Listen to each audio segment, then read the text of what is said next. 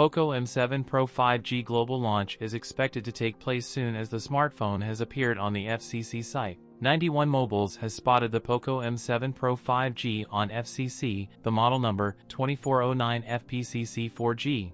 Leaked images showcasing the phone's design. Square module housing just 2 sensors. The back features a two-tone. The FCC filing reveals a few details. FCC documents also hint that the Poco M7 Pro 5G might simply be a rebranded Redmi Note 14 5G. It's also expected to feature a 1.5K AMOLED display and a 50MP primary camera. The smartphone could be powered by the MediaTek Dimensity 6100 Plus chipset. The phone will run Xiaomi's HyperOS 1.0. The Poco M6 Pro 5G launched in August last year. We can expect the successor to launch anytime soon. So keep an eye out if you're in the market for a budget-friendly 5G phone. That's it for today's video. If you enjoyed it, don't forget to like, comment, and subscribe for more content. Thanks for watching, and I'll see you in the next one.